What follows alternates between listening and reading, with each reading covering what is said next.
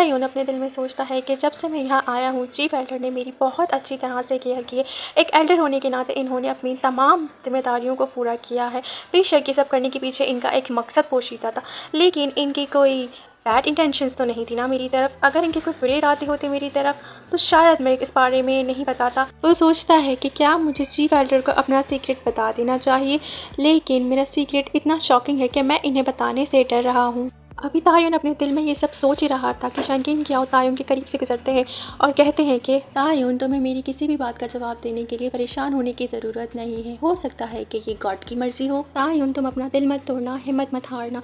अगर तुम्हारे पास एक बेस फेटल सोल है तब भी तुम कुछ स्किल्स तो सीख ही सकते हो ना, जैसे कि build refining, spell paper weapons and arrays बनाने के तरीके वगैरह, जिन्हें सीख कर जब तुम घर वापस जाओगे तो कम अज़ कम तुम इन हुनर की बिना पर अपने लिए गुजारे लायक कुछ इनकम तो कमा ही सकते हो ना। तायुन उन्हें रोक कर कहता है कि रुक जाइए चीफ, मेरे पास कुछ सीक्रेट्स हैं लेकिन मैं आपको अभी बता नहीं सकता। मैं मगर बस इतना कह सकता हूँ कि वो कहता है कि ये एक पीस फेटल सोल के लिए सेल्फ राइटियस का नतीजा है द पीस सोल कल्टिवेटर के बारे में। आप मेरी बात समझ रहे हैं ना? तायुन की बात सुनकर शनकिन क्याओ शॉक से चिल्लाकर कहते हैं क्या?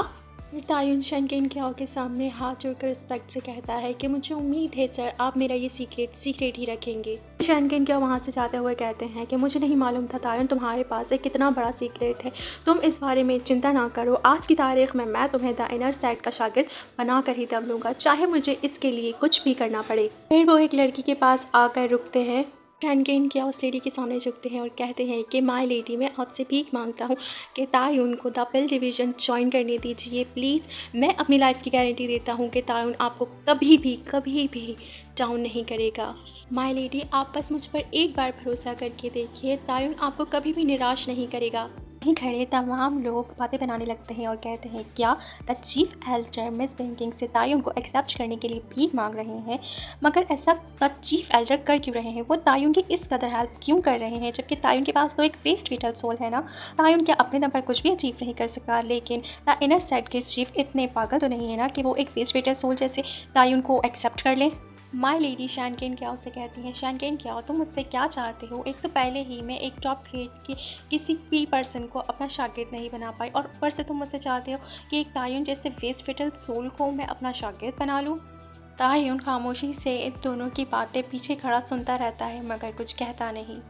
शनकिन क्याओ तुम मुझे बताओ, तुम मुझसे क्या चाहते हो कि पूरे वांगफू रॉयल क्लान में मैं एक लाफिंग स्टॉक बनकर रह जाऊँ?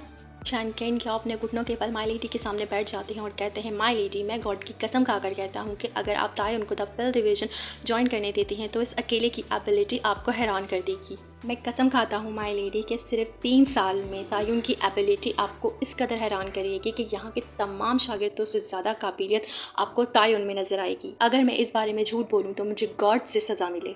वहाँ खड़ा आदमी शौक से चिल्लाता है और शनकिन क्याओ के पास जाकर कहता है, शनकिन क्याओ तुम इन 3 सालों के लिए इतना कॉन्फिडेंस क्यों हो?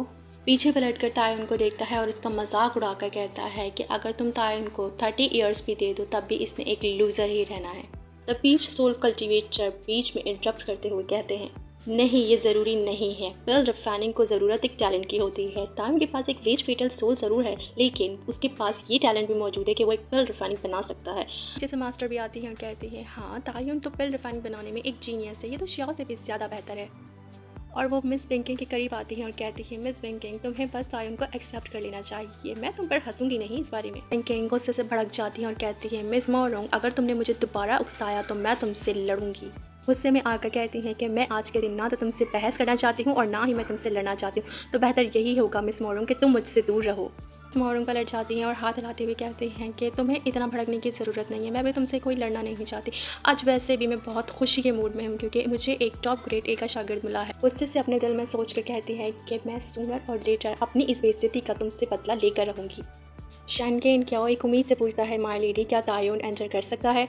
तभी माय लेडी गहरी सांस भरते हुए अपना गुस्सा शांत करके कहती हैं कि शनकिन क्याओ अब अगर तुम तायुन को इस कदर सपोर्ट कर ही रहे हो तो मैं तायुन को एक्सेप्ट करने के लिए तैयार हूँ। लेकिन शनकिन क्याओ माय लेडी की बात सुनकर खुश तो हो जाता है लेकिन उनके लेकिन पर अटक जाता है कि आखिर वो क्या कहने वाली हैं। ये एपिसोड यहीं तक था, तो आपने अभी तक अगर मेरे चैनल को सब्सक्राइब नहीं किया तो प्लीज़ मेरे चैनल को सब्सक्राइब कर दीजिए और मेरी वीडियो को लाइक कर दीजिए। Thanks for watching.